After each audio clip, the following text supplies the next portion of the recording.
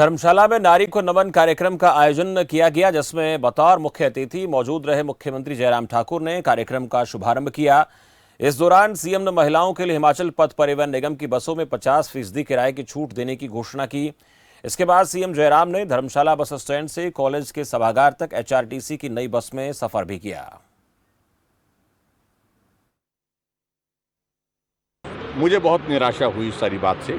मैं उस पर कुछ ज़्यादा टिप्पणी नहीं करना, क्या परिस्थिति रही होगी, क्या परिप्रेक्ष्य रहा होगा, लेकिन वो सचमुच में इतनी बड़ी घटना होने के बाद उसको इस प्रकार से प्रस्तुत करना उचित कोई मतलब नहीं। वो कहते रहेंगे, लेकिन कहने का अधिकार उनका ही नहीं, हमारा भी है। हम लोगों के बीच में जा रहे हैं। हमने हिमाचल प्रदेश में काम किया है, कांगड़ा जिला में भी काम किया है। कांगड़ा जिला में पहले की तुलना में और ज़्यादा बेहतर काम किया है, और ऐसे में लोगों के बीच में जाएंगे और जिस प्रकार से वो एक माहौल खड़ा करने की कोशिश कर रहे हैं कि कुछ नहीं किया। हम जिन योजनाओं का जिक्र कर रहे हैं उसका जवाब उनके पास है क्या?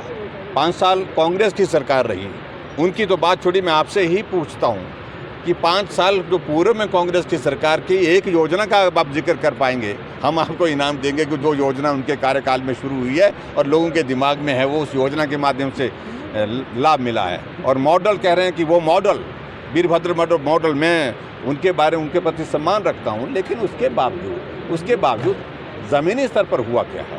पूरे देश में और प्रदेश में महिला पूरी आबादी का लगभग 50% हिस्सा है, कुछ जगह 50% से भी ज़्यादा है। और महिलाएं अब आज के इस दौर में सिर्फ घर का ही हिस्सा नहीं रह गया, यानी कि वो घर के कामकाज को ही नहीं देखते हैं। वो घर से बाहर एक नहीं अनेक कामकाज के लिए उनको जाना पड़ता है। एक दौर था महिलाएं घर में होती थी, बाहर कामकाज करने के लिए पुरुष ही जाते थे, लेकिन बहुत बड़ा परिवर्तन है। आज महिला रोज़गार के लिए बाहर जाती है। आज महिला अपने कामकाज के लिए घर के परिवार की ज़रूरतें जो सामान की दृष्टि से लाने की रहती हैं, उसके लिए आना जाना रहता है। ऐसे में बहुत सारी महिलाएं आज कामकाजी महिलाएं, जिसको हम बोल सकते हैं, इस प्रकार से हैं पूरे देश में, पूरे प्रदेश भर में।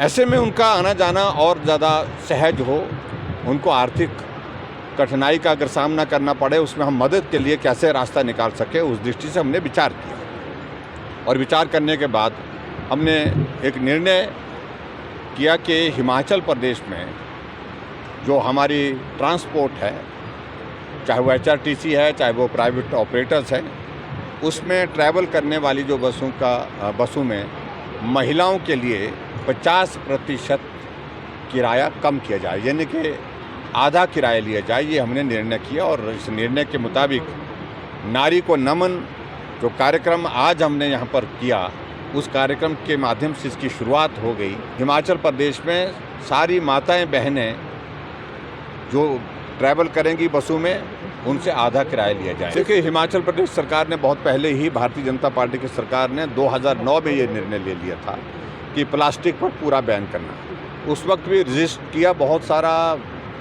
दबाव था सरकार के ऊपर भी, बहुत सारे लोग नहीं चाह रहे थे, वक्त लग गया, लेकिन उसके बावजूद अल्टीमेटली हिमाचल प्रदेश ने पहले ही निर्णय किया है।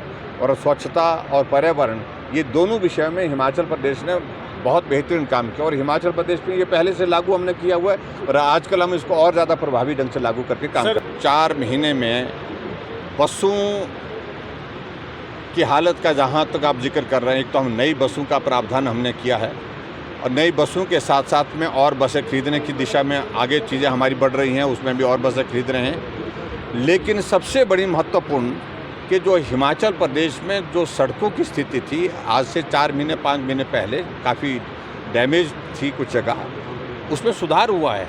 और आज हमको गांव में लोग कहते हैं कि ऐसी सड़कें हमने आज से पहले नहीं देखी।